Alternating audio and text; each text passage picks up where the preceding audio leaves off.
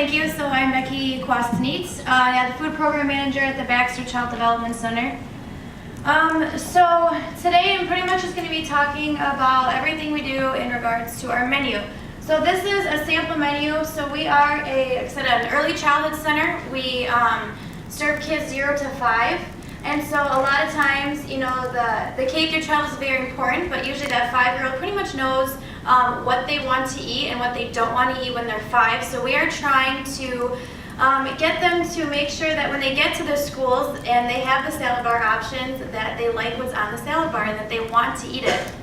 So anything with 1 asterisk is everything that is locally sourced, and everything with 2 is scratch made. So when I came on the job about 1.5 years ago, everything was processed foods, and doing some menu research, it was that juice was served 7 or 8 times throughout the week in place of a fresh fruit or vegetable. So my boss, the director, she came in before me and she started to do these changes, and then when she hired me, I really kind of just took these changes and flew with it. So I use a local food hub called West Michigan Farm Link, is where I get a lot of my stuff from, and then I also purchase through Cherry Capital Foods.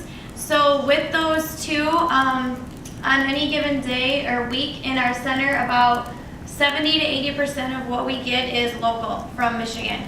And so I just looked at the menu and saw what can I do to make changes. So like our Sloppy Joes, for instance, I make the Sloppy Joe sauce. Michigan tomatoes go in a pan, they get reduced, immersion blended with spices, and then I put our grass-fed beef that we get from Cherry Capital Foods in there. All of the buns and the bread that we get is from a local bakery that is about 2 miles away.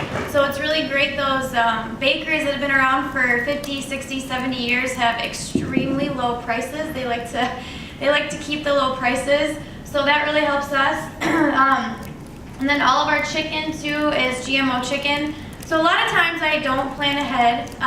We feed about 40 kids every day and about 15 staff. And when I say we, I mean me. I'm the only one in the kitchen. So a lot of times I don't plan ahead. So like chicken noodle soup, for instance, I have a 5-pound block of chicken that I, run under cold water just enough to get it out of the package. Throw it in boiling water, and a lot of times I just boil my chicken, and then I use that water that I boiled the chicken in for the stock for the soup. So I have tried to really eliminate waste as well. So by scratch making, probably about 80 to 90% of our breakfast and lunches are scratch made. It really reduces the waste because I can make the amount I need for that day.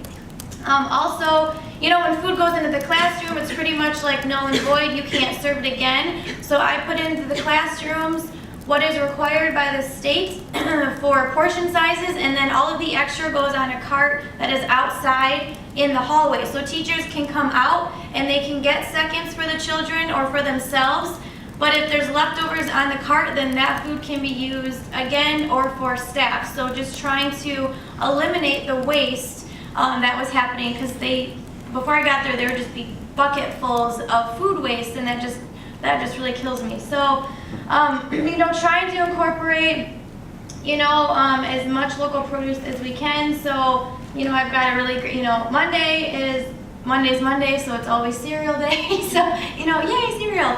But we always try to incorporate, a Michigan fruit. The Farm to Freezer program that Cherry Capital Foods use, it's another company. They are really amazing. So I can get Michigan produce, broccoli, all that stuff, and it's out of season. I've actually got a bunch of it in my freezer right now, and it just helps me to keep that Michigan produce going all year long, so that I'm not running out of stuff and having to go to Gordon's, which there's nothing wrong with Gordon's, but I would rather use Michigan produce if possible. There's also been 2 other programs that I started. Coming there, a lot of times you can't bring in homemade treats anymore for birthdays, so I started a birthday program called a celebration menu, where parents will order from me cookies or mini cupcakes, and then I can provide that for the children, so they get a homemade treat even if it's not their parents making it. And another program I started with the encouragement of my 6-month-old son and my boss's 9-month-old twins, is a baby food program. So I make all the baby food for the center as well. So I get in that Michigan produce, sweet potatoes, carrots, plums, apples, cook it down and put it in the Vitamix, and we've got homemade baby food for our center. So.